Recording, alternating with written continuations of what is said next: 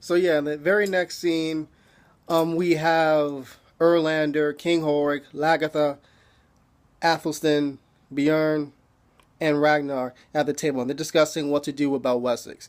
Bjorn is saying, have the fighters, have the farmers stay there and settle, pretty much like was pretty much agreed upon in the last episode. And the ones that want to fight, let them fight for fucking Princess fucking Quinthrith. Like, let them do that, you know. And Horik, like, he agrees sort of simply. He's like, I don't like being Egbert's handmaid, and plus I don't trust him, and I still want to kill him for what he did to my people, like fucking 5 episodes ago, you know. And Appleton's like, I believe he's telling the truth, you know what I mean, about peace and negotiations. And yeah, like I said, well, you're still innocent, And then Horik's like, so you agree with me, Erlikstad? And like this, like, not quite. I believe sort of like she pretty much agrees with what Bjorn said, and that everyone else, including them, will just explore and travel and plunder, raid, and explore other lands and all that shit. So yeah, and we have this scene, with Rollo briefly with Siggy asking why does she go through all this trouble for him, and she's like, I don't know.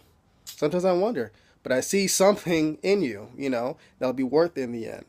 So yeah, that was kind of a brief scene. Then we have this really cool scene with Ragnar and Athelstan when they're like at the fucking apex with that beautiful fucking waterfall, um, and they're just and he asks Athelstan to teach him, a prayer because because they're watching the waterfall, like the beautiful sights. Ragnar asks, "Can you just teach me a prayer?" And it's the Lord's prayer, and it's interesting. Like halfway while they're saying this, you have Erlander and Horik talking, and Horik is talking to Erlander, and Erlander seems to be friends with Ragnar and all them. He enjoys their company, like he's cool with them. But Horik is like gives him the sword, which represents the kingship. He says, "Listen, Erlander, we must do something extraordinary today. We must kill and stop the magic of Ragnar Lothbrok and his family. And if we don't wipe all of them out, you will never get this, and all that shit." He said, I have heard the gods, and I have listened. You know what I mean? All that shit. So, while this is going on, you know what I mean? Like I said before, you have Ragnar and Athelstan praying. The music is beautiful for this because you have King Horik and his men, or Erlander, preparing for battle. They see Kattegat, they're waiting for it to become nightfall. You see Lagatha and Aslog just looking, like looking far, far away or whatever. This beautiful water, at the beautiful water, the sea, whatever. And it just seemed like there's a storm happening, and then pretty much at this point, you have like, yeah, I think Aslog, I think Lagda said something to some effect of, yeah, fuck, I forgot what she fucking said. But yeah, anyways, yeah. So pretty much the battle begins, you know. You have freaking Lagath, you have King Cork and his men invading whatever. And it seems as though they caught Ragnar and company like off guard, but actually it was actually the opposite. You see Lagatha and her men just walking through the storm, like they were expecting this. You see King Horik's wife, like pretty much being prepared for battle. It seems though it's been a while since that old woman, has been in a fight in a while. She seemed kind of rusty. But anyway, she sends her children, away to the rooms, whatever. So before she can properly get out the door, Lagatha's right there. And a brief fight ensures, and you can say, "Damn!" You're like, "Damn, that woman can fight," but she was no match for Lagatha. Lagatha kills her after she put up a pretty decent fight for her age, whatever.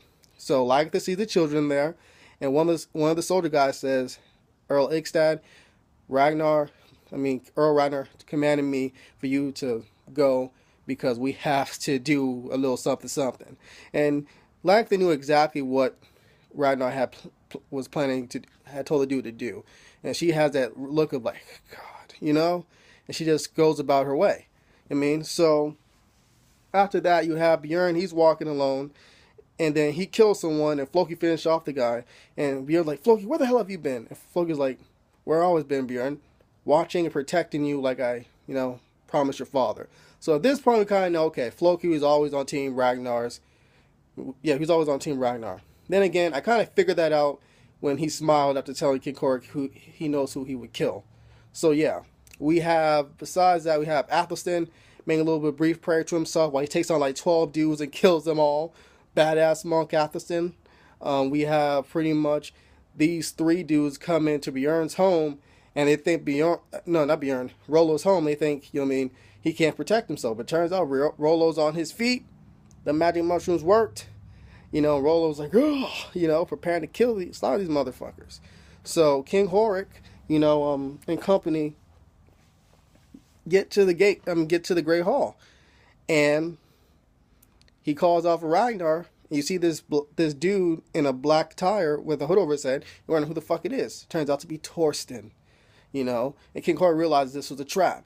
You have Bjorn, Lagertha, and someone else take out the other dudes that was supposed to run perimeter for King Horik and Erlander. And then you see Ragnar come out, you see Siggy come out, you see Floki come out, you see Aslog right there, Alston right there. And then you have King Horik say to Floki, you have betrayed the gods, Floki. He's like, I haven't betrayed the gods, King Horik. I only betrayed you. Funny ass. Oh, God, the fucking irony.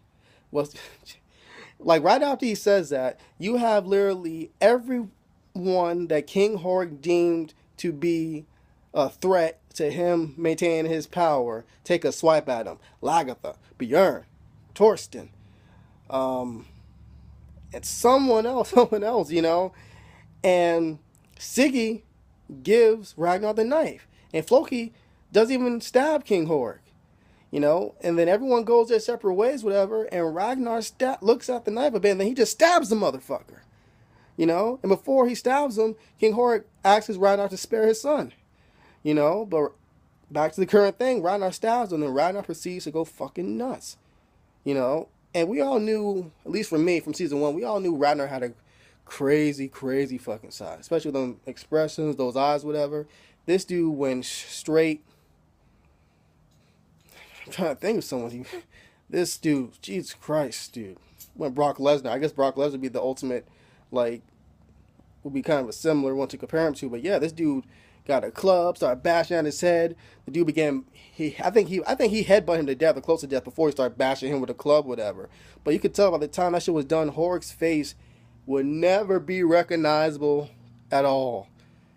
It was crazy. Ragnar's face is like drenched in blood, and he has this look like he's been waiting so long. All the bullshit he dealt with, all the frustration, you know, and all the animosity just built up to that one crucial moment of him just whooping Horik's ass.